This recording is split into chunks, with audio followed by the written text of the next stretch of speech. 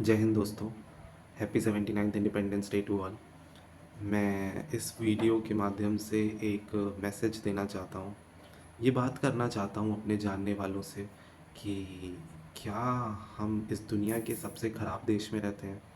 हाल ही में मैंने कई स्टोरीज़ ऐसी देखी हैं, कई लोगों के विचार सुने हैं। मेरे करीबी लोग, मेरे साथ के पढ़े लोग, मेरे जानने वाले, मेरे दोस्त मित्र, पड़ोसी, रिश्तेदार, कईयों से मैंने ये सुना है कि इंडिया तो बहुत ही ख़राब देश है। ना यहाँ पे एम्प्लॉयमेंट है, ना यहाँ पे क्वालिटी ऑफ लिविंग है, ना यहाँ पे अच्छा इलाज है। हमें हर चीज़ के लिए विदेश जाना पड़ता है, हर चीज़ के लिए विदेशी चीज़ों पर निर्भर रहना पड़ता है। इंडिया ने ना कोई ग्रोथ की है पिछले कई सालों में।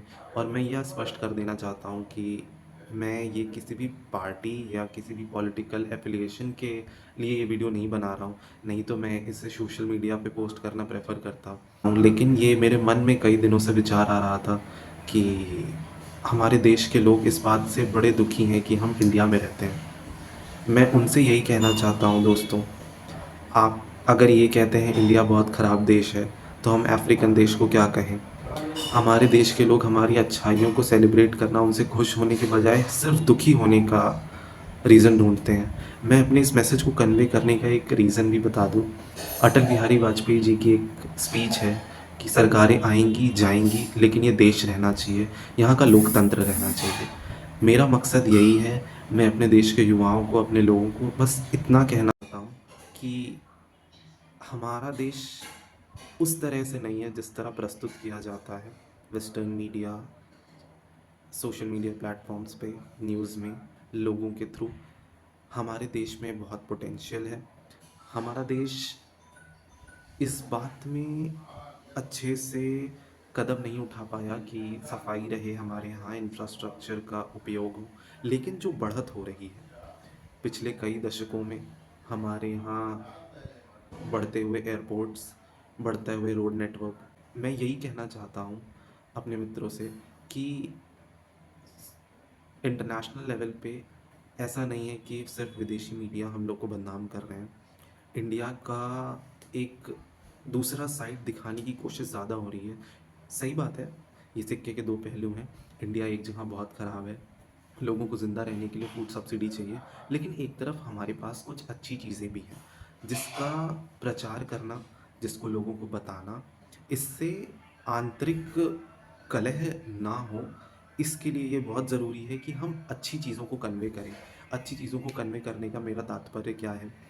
बहुत ही कम ऐसे इंडियन हैं जिन्होंने चेनाब ब्रिज की स्टोरी शेयर की, वो न्यूज़ शेयर की। बहुत ही कम लोग हैं जिन्हें ये नहीं पता कि मिज़ोरम ऐज़वाल में पहली बार भारतीय रेल कनेक्ट हुई है आज़ादी के बाद। बहुत लोगों ने ये स्टोरी रीशेयर क्यों नहीं की कि आंध्र प्रदेश में एक अंडरपास रेलवे कंस्ट्रक्शन हुआ 4 घंटे के अंदर, जिसमें 3-4 बार बारिश भी हुई। 4.5 घंटे के अंदर रेलवे लाइन को तोड़ा गया, अंडरपास बनाया गया, रेलवे लाइन वापस बना दी गई और 4.5 घंटे के बाद वो वे लाइन्स दोबारा वर्किंग हो गई।